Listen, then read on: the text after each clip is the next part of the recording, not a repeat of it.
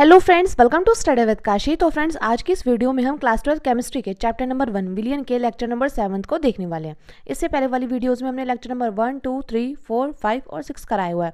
अगर आपने वो वीडियोस नहीं देखी तो मैंने प्लेलिस्ट बनाई हुई है, आप वहाँ से जाकर जरूर देख सकते हैं। तो चलिए फ्रेंड्स, स्टार्ट करते हैं। देखिए, आज की वीडियो में हम मोललता से संबंधित न्यूमेरिकल देखने वाले हैं, जो कि हमारे बोर्ड एग्जाम में बार बार पूछे जाते हैं। और फ्रेंड्स, लेक्चर नंबर 6 में भी हमने मोललता से संबंधित न्यूमेरिकल कराए हैं। अगर आपने वो वीडियो नहीं देखी तो मैंने प्लेलिस्ट बनाई हुई है, आप वहाँ से जाकर जरूर देख सकते हैं। चलिए फ्रेंड, देखते हैं। देखिए, मोललता क्या होती है, जिसको इंग्लिश में बोलते हैं मोललिटी, और इसको हम स्मॉल एम से भी दर्शाते हैं। अब देखिए, मोललता होती है 1 किलोग्राम विलायक में उपस्थित विलय के मोलों की संख्या को मोललता कहते हैं। अब देखिए, स्मॉल एम इजिकल टू हो जाएगा विलय के मोल बटे विलायक का भार किलोग्राम में। और देखिए फ्रेंड्स, बात आती है इसके मात्रक की। इसका मात्रक बहुत ज़्यादा इंपॉर्टेंट है, क्योंकि डायरेक्टली आपसे 1 नंबर के क्वेश्चन में पूछ लिया जाता है मोललता का मात्रक। तो आपको पता होना चाहिए मोललता का मात्रक क्या होता है, मोल प्रति किलोग्राम होता है। और बात करें मोल बराबर क्या होता है, मोल बराबर होता है भार बटे अणुभार, यानी कि विलय के मोल की जगह हम क्या लिख सकते हैं, विलय का भार बटे विलय का अणुभार। तो ये हो जाएगा हमारा स्मॉल एम इजिकल टू विलय का भार बटे विलय का अणुभार इंटू विलय का भार किलोग्राम में। अब आप सोच रहे होंगे कि हमने यहाँ पर लिखा है विलय के मोल, तो विलय के मोल की जगह हमने यहाँ पर लिखा है विलय के भार बटे विलय का अणुभार यहाँ पे लिखना था। लेकिन यहाँ पर देखिए, ये जब हम इसको सॉल्व करेंगे आ जाएगा स्मॉल एम इजिकल टू विलय का भार ग्राम में बटे विलय का अणुभार इंटू विलय का भार किलोग्राम में। ठीक है फ्रेंड्स, और देखिए, अगर यहाँ पर विलायक का भार ग्राम में हुआ तो यहाँ पर 1000 से गुणा कर देंगे, यानी कि जो हमारा फॉर्मूला बनकर आएगा WB ग्राम में बटे MB इंटू WA किलोग्राम में। और फ्रेंड्स, यहाँ पर A क्या है, A यहाँ पर विलायक है, और B क्या है, B विलय है, और T क्या है, T विलयन है। अब देखिए फ्रेंड्स, कल की वीडियो में हमने प्रश्न नंबर 4 कर लिए थे मोललता से संबंधित न्यूमेरिकल। आज की वीडियो में हम प्रश्न नंबर 5 करने वाले हैं, जो कि हमें पूछा गया है चीनी के शीरे के 214.2 ग्राम में 34.2 ग्राम चीनी है, तो चीनी के शीरे की मोललता क्या होगी, जहाँ पर कार्बन 12 है, हाइड्रोजन 1 है और ऑक्सीजन 16 है। तो देखिए फ्रेंड्स, ऐसे क्वेश्चन को हम कैसे सॉल्व करेंगे। तो यहाँ पर हमें विलय यानी कि चीनी का द्रव्यमान यानी कि भार दिया गया है 34.2 ग्राम। तो हम यहाँ पर लिखेंगे, दिया है क्या क्या दिया है, तो दिया है विलय। विलय यहाँ पर क्या है, विलय है यहाँ पर चीनी। तो विलय यानी कि चीनी का भार कितना दिया गया है फ्रेंड्स, इसको हम WB से डिनोट करेंगे। ये दिया गया हमें 34.2 ग्राम दिया गया। ठीक है फ्रेंड्स, यहाँ पर देखिए, और बोला गया चीनी के शिरे के 214.2 ग्राम में इतनी चीनी है, तो चीनी के शिरे की मोललता ज्ञात कीजिए। तो ये जो हमें दिया गया है ना, ये हमें दिया गया है विलयन का भार। ठीक है फ्रेंड्स, और हमें निकालना होगा विलायक का भार। तो वो हम कैसे निकालेंगे, सबसे पहले हम क्या करेंगे, विलय का काम कंप्लीट कर लेते हैं। विलय का भार हमें दिया गया है, और हम जानते हैं विलय का मोलर द्रव्यमान अब हमें निकालना होगा। तो विलय क्या है, चीनी, और चीनी का जो सूत्र होता है C12H22O11 होता है, का मोलर द्रव्यमान।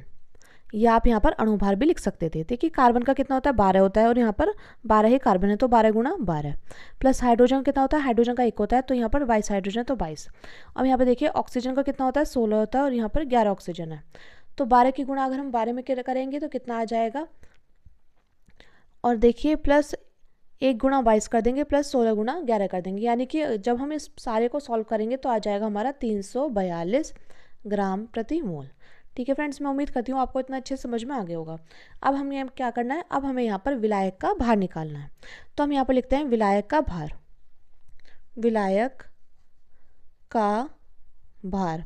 तो विलायक का भार हम कैसे निकालेंगे, तो विलायक का भार यानी कि WA हमें निकालना है। तो यहाँ पर हम विलयन के भार में से क्या कर देंगे, विलय के भार को माइनस कर देंगे।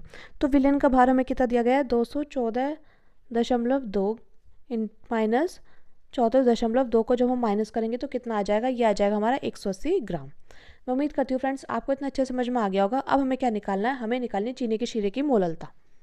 तो देखिए, मोललता का सूत्र क्या होता है, मोललता का सूत्र होता है हमारा मोललता यानी कि स्मॉल m, ये हो जाएगा विलय का भार ग्राम में बटे विलय का अणुभार ग्राम में इंटू विलायक का भार ग्राम में है, तो यहाँ पर क्या हो जाएगी, 1000 से गुणा हो जाएगी। तो देखिए, हम यहाँ पर देख पा रहे हैं विलायक का भार जो है वो ग्राम में दिया गया है।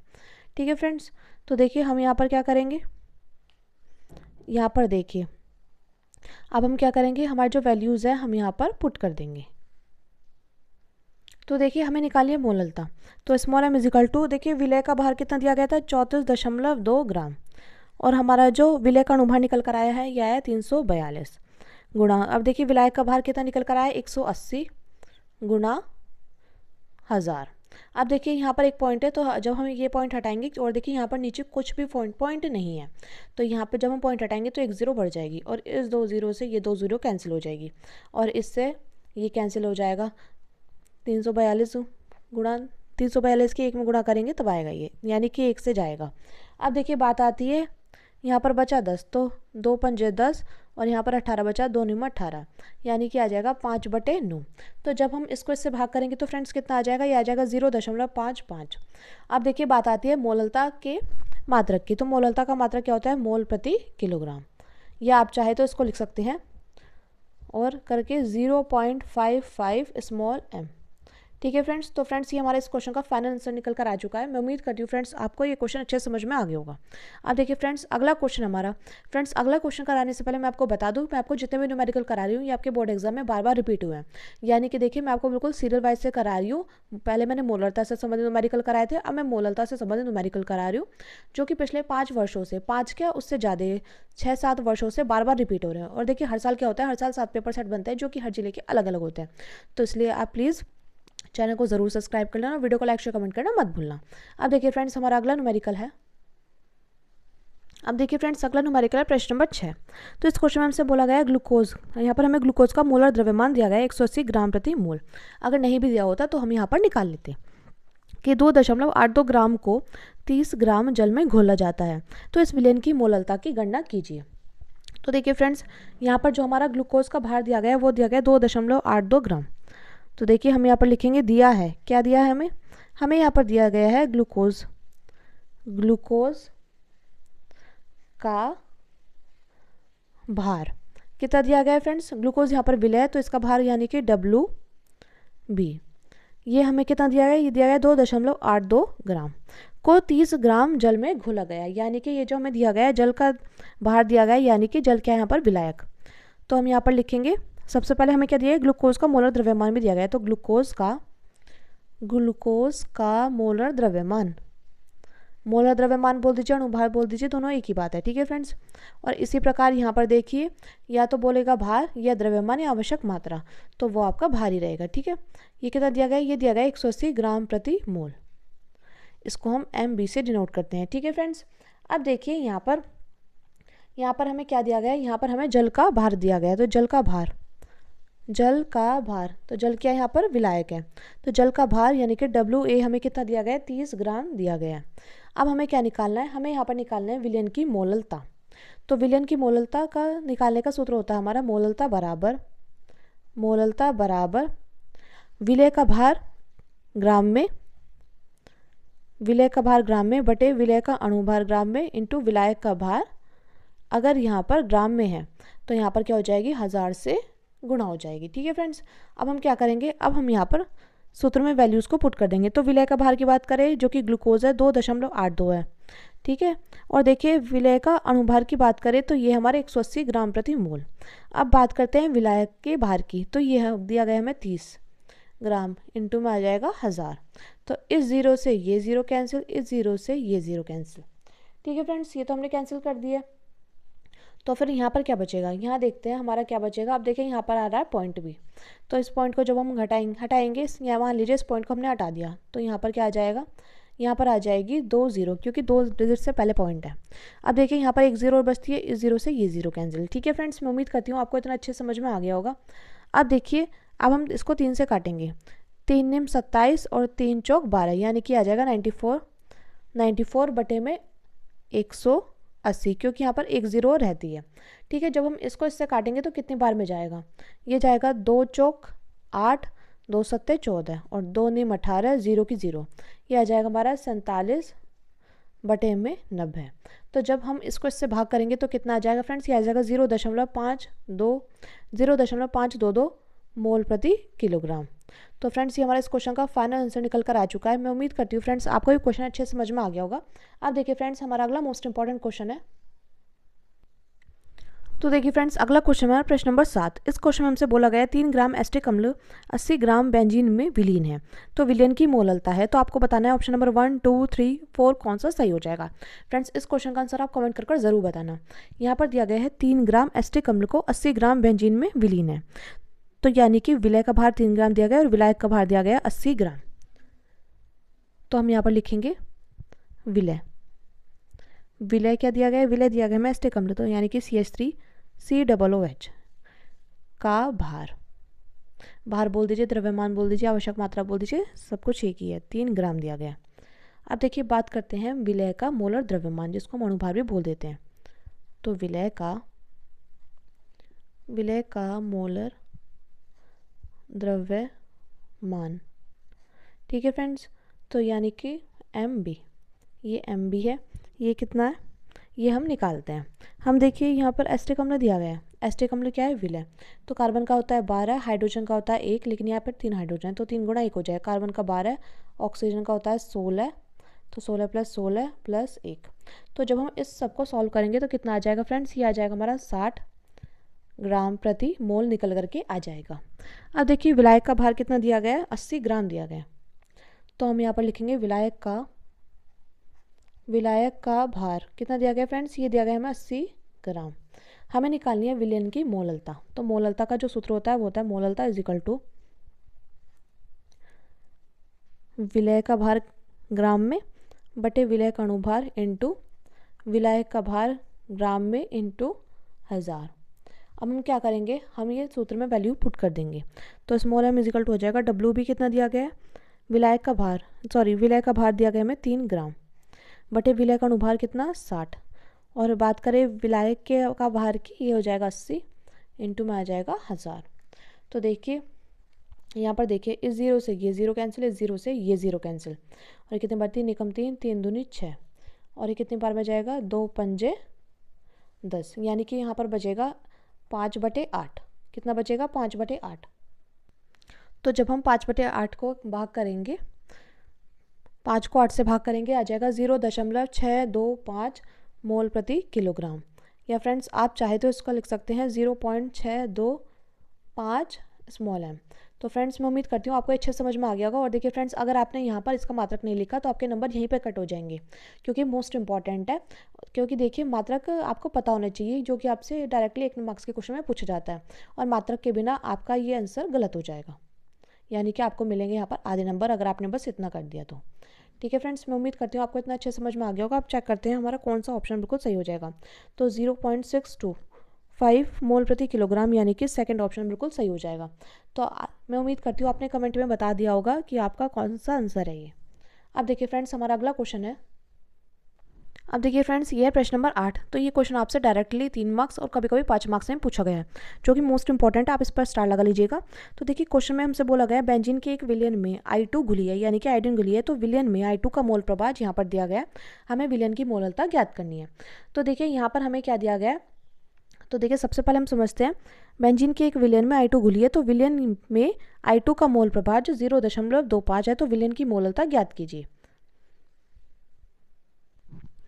तो देखिए फ्रेंड्स, यहाँ पर हमें बस विलय का मोल प्रभाव दिया गया है, विलयन का मोल प्रभाव दिया गया है और कुछ नहीं दिया गया है। तो देखिए हम जानते हैं मोललता क्या होती है। सबसे पहले हमें यहाँ पर लिखना होगा मोललता क्या होती है फ्रेंड्स। मोललता होती है 1 किलोग्राम, यानी कि 1000 ग्राम विलायक में उपस्थित 1000 ग्राम विलायक में उपस्थित 1000 ग्राम विलायक में उपस्थित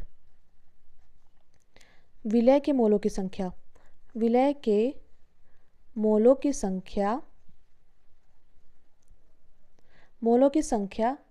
को विलयन की मोललता कहते हैं। विलयन की मोललता कहते हैं। ठीक है फ्रेंड्स, ये तो आप लोग जानते हैं। मोललता की परिभाषा क्या होती है, किलोग्राम, यानी कि 1000 ग्राम विलायक में उपस्थित विलय के मोलों की संख्या विलयन की मोललता कहलाती है। ठीक है, तो देखिए विलायक का भार हम क्या मानेंगे, यहाँ पर विलायक का भार मानेंगे। विलायक का भार कितना है, यानी कि 1000 ग्राम। ये हमने कहाँ से लिया है, ये हमने लिया है अपनी परिभाषा में से। ठीक है फ्रेंड्स, तो तो देखिए फ्रेंड्स, यहाँ पर विलायक का भार हमने यहाँ पर परिभाषा के अकॉर्डिंग निकालना है कि 1 किलोग्राम विलायक में उपस्थित विलय के मोलों की संख्या को विलयन की मोललता कहते हैं। तो विलायक क्या है यहाँ पर बोला गया बेंजीन के एक विलयन में I2 घुली है। तो यानी कि जो ज़्यादा मात्रा में है वो है बेंजीन। तो देखिए जो ज़्यादा मात्रा में होता है वो होता है विलायक, और जो कम मात्रा में होता है वो होती है विलय। ठीक है फ्रेंड्स, और हमें यहाँ पर सिर्फ विलयन में I2 का मोल प्रभाव दिया गया है। हमें यहाँ पर विलयन की मोललता की गणना करनी है, तो इसलिए हमने यहाँ पर लिखा है विलायक का भार कितना है 1000 ग्राम। ठीक है फ्रेंड्स, अब हम और विलायक क्या है, यहाँ पर विलायक दी गई है बेंजीन। अब हम निकालेंगे बेंजीन का मोलर द्रव्यमान। तो यहाँ पर लिख लीजिए विलायक यानी कि बेंजीन का मोलर द्रव्यमान बोल दीजिए, अणुभार बोल दीजिए, दोनों एक ही बात है, का मोलर द्रव्यमान। ठीक है फ्रेंड्स, तो देखिए कार्बन का कितना होता है, कार्बन का होता है हमारा 12, तो यहाँ पर है 6 कार्बन, तो 12 गुणा 6। हाइड्रोजन का होता है 1, तो 1 गुणा 6, तो 12 की गुणा 6 में करेंगे आ जाएगा 72 प्लस 6। तो फ्रेंड्स कितना हो जाएगा, ये आ जाएगा 78 ग्राम प्रति मोल। ठीक है फ्रेंड्स, मैं उम्मीद करती हूँ आपको इतना अच्छे समझ में आ गया होगा। अब हम क्या निकालेंगे, हम निकालेंगे यहाँ पर विलायक के मोलों की संख्या, क्योंकि हमें यहाँ पर भार पता है और हमें यहाँ पर अणुभार पता है। ठीक है फ्रेंड्स, और देखिए विलय के मोलों की संख्या हमें यहाँ पर नहीं पता है, और क्योंकि देखिए हमें यहाँ पर मोल प्रभाव दिया गया है, तो देखिए आप यहाँ पर देखिए क्या आ जाएगा, यहाँ पर आ जाएगा विलायक के मोलों की संख्या, विलायक के मोलों की संख्या, यानी कि हमें यहाँ पर क्या दिया गया, एन ए की वैल्यू दी हमने निकालनी है। तो विलायक का भार यानी कि भार बटे अणुभार। ठीक है फ्रेंड्स, तो भार यहाँ पर क्या दिया गया है, भार दिया गया 1000 बटे अणुभार क्या दिया गया, अणुभार दिया गया, अणुभार बोल दीजिए, मोल द्रव्यमान बोल दीजिए, दोनों एक ही बात है, 1000 बटे 78। तो कितना आ जाएगा, ये आ जाएगा हमारा 12.82 मोल। यानी कि हमारे यहाँ पर विलायक के मोलों की संख्या हमारी निकल कर आ गई है। हमें यहाँ पर विलय के मोलों की संख्या ज्ञात करनी है। विलय के मोलों की संख्या क्या करनी है, ज्ञात करनी है, यानी कि NB हमें यहाँ पर ज्ञात करनी है। चलिए अब हम आगे देखते हैं। अब हम यहाँ पर क्या करेंगे, हम जानते हैं कि मोल प्रभाव का सूत्र क्या होता है। मोल प्रभाव का सूत्र होता है विलायक के मोलों की संख्या बटे कुल मोल, मोल प्रभाव का जो सूत्र होगा वो होगा विलय के मोलों की संख्या बटे, देखिए हम यहाँ पर लिख देते हैं मोल प्रभाव, जिसको हम किससे नोट करते हैं, काई से, ये एक्स मत मान लीजिए काई। तो हम यहाँ पर विलयन में I2 के मोल प्रभाव की गणना करनी है। I2 क्या है, I2 यहाँ पर है विलय, तो इसलिए ये क्या हो जाएगा, यहाँ पर आ जाएगा I2 यानी कि विलय के मोलों की संख्या बटे विलय के मोल प्लस विलायक के मोल। ठीक है फ्रेंड्स, क्योंकि यहाँ पर हमें क्या पूछी गई है, विलयन में I2 का मोल प्रभाव, तो विलयन में I2 का मोल प्रभाव हमें दिया गया है 0.25। ठीक है, तो यहाँ पर I2 क्या है, I2 विलय, तो इसलिए जो विलय होता है, जो यहाँ पर कंपाउंड होता है, उसके मोलों की संख्या ऊपर आती है बटे क्या होता है, कुल मोल, तो विलायक के मोल प्लस विलय के मोल। ठीक है फ्रेंड्स, मैं उम्मीद करती हूँ फ्रेंड्स आपको समझ में आ रहा होगा। ये देखिए फ्रेंड्स, ये थोड़ा सा हार्ड है, आप देख लीजिए अभी तक हमने क्या किया है। हमें क्वेश्चन दिया गया था कि बेंजीन के एक विलयन में I2 घुली है, तो विलयन में I2 का मोल प्रभाव जितना है, तो विलयन की मोललता ज्ञात कीजिए। तो विलायक का भार हमारे पास इतना था, हमने विलायक का मोलर द्रव्यमान निकाल दिया था, फिर हमने निकालता विलायक के मोलों की संख्या जो कि आई थी 12.82। हमें यहाँ पर विलय के मोलों की संख्या निकालनी है। ठीक है फ्रेंड्स, तो देखिए हम जानते हैं मोल प्रभाव का सूत्र होता है विलय के मोल बटे कुल मोल। तो देखिए विलय के मोल तो हमें यहाँ पर दी गए हैं, तो अब हम क्या करेंगे, अब हम वैल्यू यहाँ पर पुट कर देंगे। अब देखिए फ्रेंड्स, यहाँ पर विलय का मोल प्रभाव दिया गया था, तो हमने जो वैल्यूज थी यहाँ पर पुट कर दी। तो देखिए अब ये क्या हो जाएगा, हम इसके नीचे एक मान लेंगे, इसकी गुणा इसके साथ कर लेंगे, इसकी गुणा इसके साथ, तो ये हो जाएगा हमारा 0.25 NB। ठीक है फ्रेंड्स, और हो जाएगा प्लस कितना हो जाएगा, जब इसकी गुणा इसमें हो जाएगी तो ये हो जाएगा हमारा 3.205 इजिकल्ट में क्या आ जाएगा, ये आ जाएगा NB। ठीक है फ्रेंड्स, अब यहाँ पर देखिए NB ये भी है और ये भी, तो ये NB के साथ चला जाएगा यहाँ पर, तो बचेगा 3.205 इजिकल टू NB। तो यहाँ पर क्या हो जाएगा, यहाँ हो जाएगा माइनस के 0.25 NB। ठीक है फ्रेंड्स, तो ये हो जाएगा 3.205 इजिकल टू, अब हम यहाँ पर क्या करेंगे, NB को हम यहाँ पर कॉमन ले लेंगे, तो हो जाएगा 1 माइनस 0.25।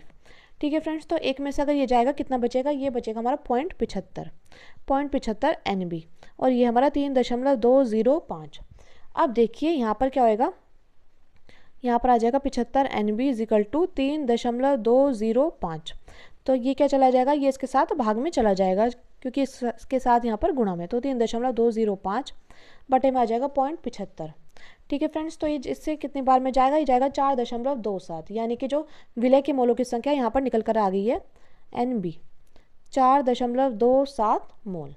ठीक है फ्रेंड्स, ये क्या निकल कर आई है, विलय के मोलों की संख्या, विलय के मोलों की संख्या, मोलों की संख्या निकल करके आई है। ठीक है फ्रेंड्स, अब हम जानते हैं मोललता का सूत्र क्या होता है।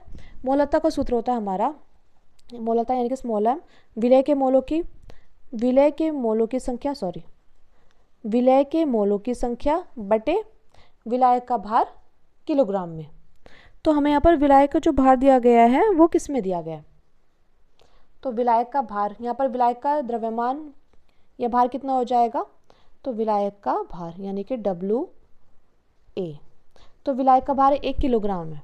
ठीक है फ्रेंड्स, अगर किलोग्राम में तो यहाँ पर 1000 से गुणा नहीं होगी, तो ये हो जाएगा हमारा NB कितना है 4.27, और देखिए विलायक का भार यानी कि 1 किलोग्राम में, हमने यहाँ पर परिभाषा में देखा था, तो यानी कि इस क्वेश्चन का राइट आंसर निकल कर आ जाएगा मोललता बराबर 4.27 मोल प्रति किलोग्राम। मैं उम्मीद करती हूँ फ्रेंड्स आपको ये क्वेश्चन अच्छे समझ में आ गया होगा। अगर फ्रेंड्स वीडियो हेल्पफुल रही तो प्लीज़ हमारे चैनल को सब्सक्राइब कर लेना और वीडियो को लाइक शेयर कमेंट करना मत भूलना। और देखिए फ्रेंड्स, ये क्वेश्चन आपसे डायरेक्टली 5 मार्क्स में पूछा गया है। थैंक्स फॉर वॉचिंग, मिलते हैं नेक्स्ट वीडियो में।